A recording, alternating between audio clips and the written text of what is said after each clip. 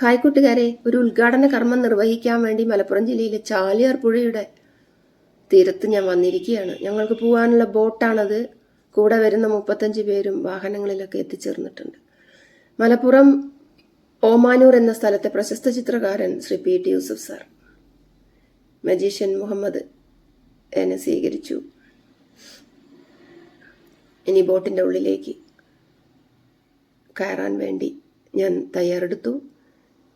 ഈ കാണുന്നതാണ് ചാലിയാർ സമരമൊക്കെ നിങ്ങൾ കേട്ടിട്ടില്ലേ? എന്തൊരു രസമാണെന്നോ പുഴയെ കാണാൻ. ഞാൻ ആ ബോട്ടിലൊന്ന് കയറിയിട്ട് കുറച്ച് സെൽഫിയൊക്കെ എടുക്കാമെന്ന് കരുതി അങ്ങനെ നടന്നു. എല്ലാവരെയും കയറ്റുകയാണ്. കഴുത്തിൽ ഓരോ ടാഗൊക്കെ ഇട്ട് കൊടുക്കുന്നുണ്ട്. നാഷണൽ ഇന്നവേറ്റീവ് അക്കാദമിയുടെ ആടാം പാടാം കഥ പറയാം എന്ന മ്യൂസിക് പ്രോഗ്രാം ആണ് ഇവിടെ നടക്കുന്നത്. അപ്പോൾ ഒരു ജലയാത്രയിലൂടെയാണ് ഈ ഒരു പരിപാടി ഉദ്ഘാടനം ചെയ്യാനും അവതരിപ്പിക്കാനും വേണ്ടി സജ്ജമാക്കിയിട്ടുള്ളത്. അപ്പോൾ ഒരു വെറൈറ്റി പ്രോഗ്രാം ആയിക്കോട്ടെ, ഒരു ഹാളിൽ വെച്ച് നടത്തുന്നതിനേക്കാളും ഒരു ഭംഗിയും ഒരിഷ്ടവും ഈ ഒരു യാത്രയിലൂടെ ചെയ്യുമ്പോൾ കിട്ടുമെന്ന് PT പറയുകയും അതനുസരിച്ച് ബോട്ടിൽ വെച്ചാണ് ഈ ഒരു പരിപാടിയുടെ ഉദ്ഘാടനം ഞാൻ നിർവഹിച്ചത്. നാഷണൽ ഇന്നവേറ്റീവ് അക്കാദമി എന്ന് പറഞ്ഞാൽ ഒരു ചെറിയ വലിയ സംഭവമാണ്. അതായത് കലയെ വളർത്തുന്നു, പ്രോത്സാഹിപ്പിക്കുന്നു, സർഗവാസനകളുള്ള എല്ലാ കലാകാരന്മാർക്കും അവസരം നൽകുന്നു. ഇന്നത്തെ കാലത്ത് അതൊരു വലിയ മനസ്സാണ്. മറ്റുള്ളവരുടെ കഴിവുകളെ അംഗീകരിക്കുക, അവരെ വളർത്തിക്കൊണ്ടുവരിക എന്ന വലിയ കർമ്മം.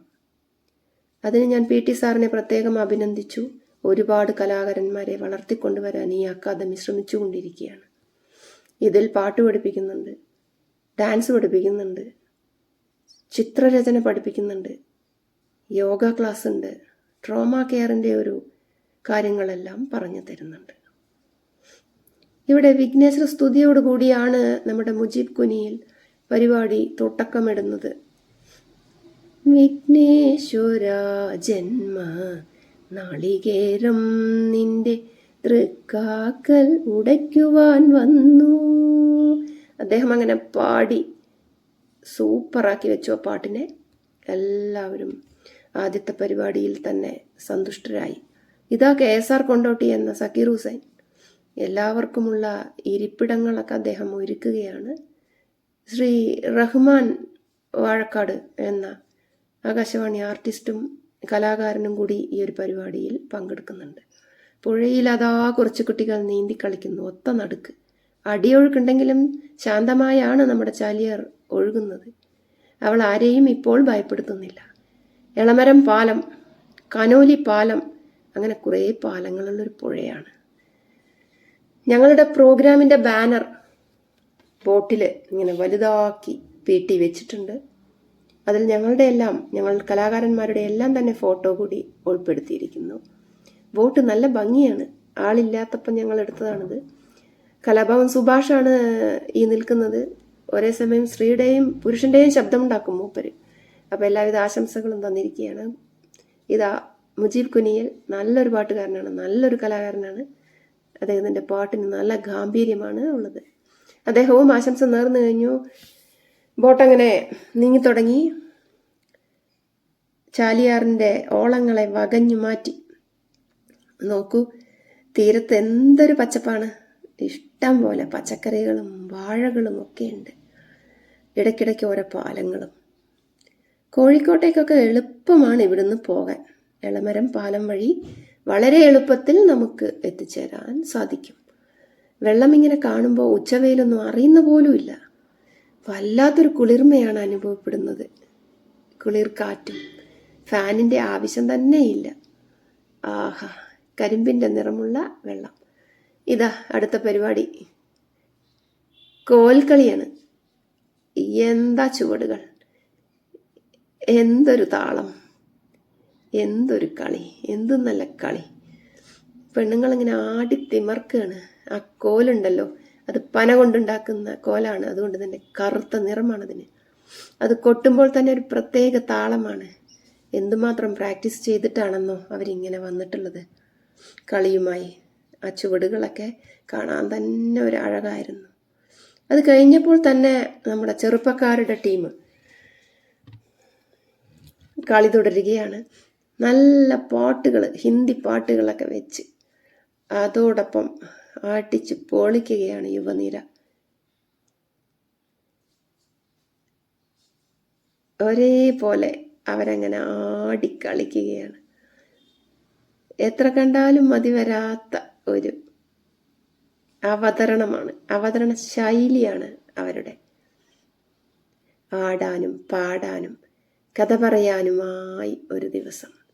2025 ഫെബ്രുവരി 25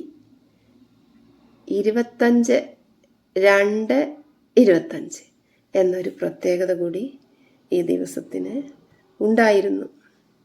എന്തായാലും അവരുടെ ഡാൻസൊക്കെ ആസ്വദിച്ചു. അവരൊരു ഡാൻസ് കഴിഞ്ഞപ്പോഴേക്കും മറ്റൊരു ഡാൻസുമായി ഒരു കുട്ടിയെ വിട്ടിരിക്കുകയാണ്. അവൾ സെമി ക്ലാസിക്കൽ ഡാൻസാണ് കളിക്കുന്നത്. ആഹാ, അഴകായ ഒരു കളി. ഒരു മയിൽ നൃത്തം ചെയ്യുന്നത് പോലെയാണ് എനിക്ക് തോന്നിയത്. ഡാൻസ് കഴിഞ്ഞപ്പോൾ അവളെ കെട്ടിപ്പിടിച്ച് അവളെ അഭിനന്ദിക്കാനും മറന്നില്ല. സുന്ദരിയായ ഒരു മിടുക്കി പെണ്ണ്. അവളങ്ങനെ കളിച്ച് തിമർക്കുകയാണ്. കളി കണ്ടിരിക്കാൻ തോന്നും. ഈ സമയത്തൊന്നും ഞങ്ങൾ പുഴയെ ശ്രദ്ധിക്കുന്നേയില്ല.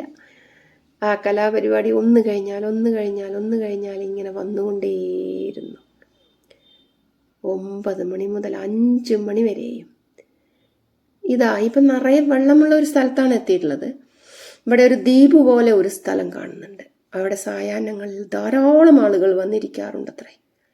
അവിടെ വിവിധ പ്രോഗ്രാമുകളും നടത്താറുണ്ടത്രേ. ആഹാ, പുഴ ഇരട്ടമൊഴി അഥവാ മുറിഞ്ഞമാട് എന്ന സ്ഥലത്ത് 2 കൈവഴികളായി പിരിഞ്ഞൊഴുകുകയാണ്. കാഞ്ചനമാലയുടെയും മൊയ്തീൻ്റെയും പ്രണയകഥ നടന്ന ഇരുവഴിഞ്ഞി പുഴയും ഇതിൻ്റെ ഒരു കൈവഴിയാണ്.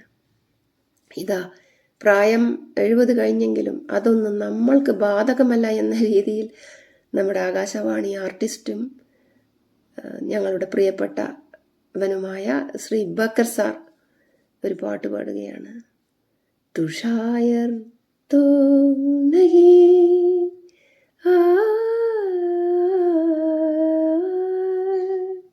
അത് കഴിഞ്ഞ ഉടനെ തന്നെ കലാഭവൻ സുഭാഷ് തൻ്റെ സ്ത്രീ ശബ്ദത്തിൽ ഒരു പാട്ട് അടിച്ച് പൊളിക്കുകയാണ്.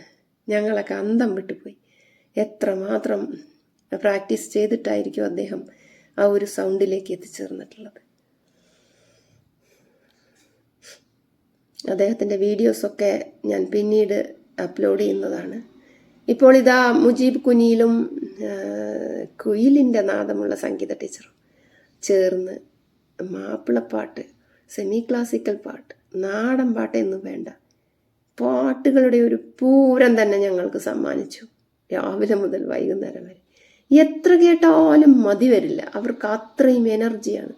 അവർ എല്ലാ സ്ഥലത്തും പരിപാടികൾ അവതരിപ്പിച്ച് ഇപ്പോൾ ബോട്ടിന് കുറച്ച് സ്പീഡ് കൂടിയോ എന്നെനിക്ക് തോന്നി. നല്ല പോക്കാണ് പോകുന്നത്. ഇപ്പം ശാന്തമായ ഒരു സ്ഥലത്ത് കൂടിയാണ് പോകുന്നത്. എന്തൊരു വാഴകളാണ് ആ സൈഡിൽ വെച്ച് പിടിപ്പിച്ചിരിക്കുന്നത്. കുലയ്ക്കാറായ നേന്ത്രവാഴകൾ. ആഹാ, വാഴകൾ മാത്രമല്ല, മത്തനും കുമ്പളവും വെണ്ടയും പയറും എല്ലാം ഉണ്ട്. ഈ വെള്ളത്തിൻ്റെ ഒരു സ്വാധീനം കൊണ്ട് ധാരാളം പച്ചക്കറികളാണ് അവിടെ ഉണ്ടാക്കിയിട്ടുള്ളത്. ഈ പുഴയെ എന്തുമാത്രം മാലിന്യമില്ലാതെയാണ് ഇവിടുത്തുകാർ സൂക്ഷിക്കുന്നത്. അവർക്കതിനൊരു പ്രത്യേക അഭിനന്ദനങ്ങളാണ് എനിക്ക് പറയാനുള്ളത്. പല പുഴകളിലും മാലിന്യങ്ങൾ വലിച്ചെറിഞ്ഞ് നമുക്ക് അറപ്പ് തോന്നും. പക്ഷെ ചാലിയാർ അങ്ങനെയല്ല. എന്തൊരു സുന്ദരിയാണ്, എന്തൊരു വൃത്തിയുള്ളവളാണ്. മഴക്കാലമായാൽ ഇവൾക്ക് ഇതൊന്നുമല്ല ഭാവം. ഞാനങ്ങനെ പാട്ടെല്ലാം ആസ്വദിച്ചു. അപ്പോൾ അവർ പറയുകയാണ്, ടീച്ചറമ്മ ഒരു പാട്ട് പാടണം, ഒരു കഥയും പറയണം. അങ്ങനെ ഞാൻ കമലഹാസൻ്റെ ഒരു പാട്ട് പാടാൻ തീരുമാനിച്ചു. വളയോസൈ കലകലകലവന കവിതകൾ പഠിക്കുന്നത് കുള്ളു തെണ്ടൽ കാറ്റും വീശുത്. എനിക്കിഷ്ടമുള്ള പാട്ട്. അപ്പോൾ സുഭാഷിൻ്റെ പാട്ട് കഴിഞ്ഞാൽ ഉടനെ ഞാൻ പാടുന്നതാണ് എന്ന് അറിയിച്ചു.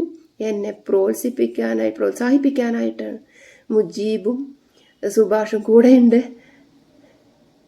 അവർ നല്ലൊരു അംഗീകാരവും പ്രോത്സാഹനവും കയ്യടിയുമാണ് എനിക്ക് തരുന്നത്. പിന്നെയും പിന്നെയും പാടാനാണ് എനിക്ക് തോന്നിയത്. അത്രയ്ക്ക് പ്രോത്സാഹനം തരുന്ന കലാകാരന്മാരുടെ, നല്ലവരായ നിഷ്കളങ്കരായ എൻ്റെ കൂട്ടുകാരുടെ ഒരു സഹകരണം അത് ജീവിതത്തിൽ മറക്കാനേ കഴിയുകയില്ല. അങ്ങനെ ഞാൻ ആസ്വദിച്ച് തന്നെ ആ ഗാനം പാടി. തലേദിവസം സ്കൂൾ വാർഷികമൊക്കെ ആയിട്ട് ഞാൻ ഉറക്കമൊഴിച്ച് ഒരുപാട് ക്ഷീണമൊക്കെ ഉണ്ടായിരുന്നെങ്കിലും അതൊക്കെ എവിടേക്ക് പോയി എന്ന് എനിക്ക് അറിഞ്ഞില്ല. അത്രയും പ്രോത്സാഹനമാണ് എനിക്ക് കൂടെയുള്ള ഈ നിഷ്കളങ്കരായ മനുഷ്യർ തന്നത്. ജീവിതത്തിൽ മറക്കാൻ പറ്റാത്ത ഒരു യാത്രയായിരുന്നു ഇത്. സാധാരണ നമ്മൾ യാത്ര ചെയ്യുമ്പോൾ ബോട്ടിലും ഉണ്ടാതിരിക്കലാണ്, ബോറടിക്കും. പക്ഷെ ഇതൊന്നുമല്ല.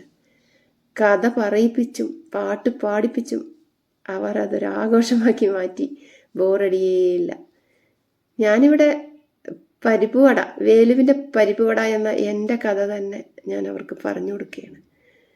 ഇതാ ബോട്ട് പാലത്തിൻ്റെ ഉള്ളിലൂടെ ഞങ്ങൾ എത്തിച്ചേർന്ന ആ ഒരു സ്ഥലത്ത്, അതായത് ഞാൻ ഉദ്ഘാടനം ചെയ്യാൻ എത്തിച്ചേർന്ന ആ സ്ഥലത്തേക്ക് തന്നെ പോവുകയാണ്. ഈ പാലം നിറഞ്ഞു കവിഞ്ഞൊഴുകും മഴക്കാലത്ത് ഇവൾ സംഹാര രുദ്ര പേടിപ്പെടുത്തുന്ന ഒരു ഭാവത്തിലാണ് അവളെ അന്ന് നമുക്ക് കാണാൻ കഴിയുക. എല്ലാ മരങ്ങളെയും കട്ടപ്പുഴക്കി വലിച്ചു കൊണ്ടുവന്ന് അവിടെയും ഇവിടെയും നിക്ഷേപിക്കും. സുന്ദരിയായ ചാലിയാറിനെ ഇപ്പോഴാണ് നമുക്ക് കാണാൻ ഒരു പേടിയില്ലാത്ത അവസ്ഥ. ഇപ്പോഴാണ്. മുറിഞ്ഞമാട് എന്ന സ്ഥലത്ത് ധാരാളം പരിപാടികൾ ആളുകൾ സംഘടിപ്പിക്കാറുണ്ട്. ഇതാ മജീഷ്യൻ മുഹമ്മദ് തൻ്റെ മജീഷ്യൻ ആയ മുഹമ്മദ് ഇതാ തൻ്റെ മാജിക്കുമായിട്ടാണ് വന്നിട്ടുള്ളത്. 2 കുടകളാണ് അദ്ദേഹം ഉണ്ടാക്കിയിട്ടുള്ളത്. അപ്പോൾ യാത്ര അവസാനിക്കാറായി. കുറേ സെൽഫി എടുത്തു, കുറേ ഫുഡ് കഴിച്ചു, സക്കീറുമായിട്ടൊരു സെൽഫിയൊക്കെ എടുത്തു. ഉദ്ഘാടനവും കഴിഞ്ഞ് ഞാനതാ തിരിച്ച് എൻ്റെ വീട്ടിലേക്ക്.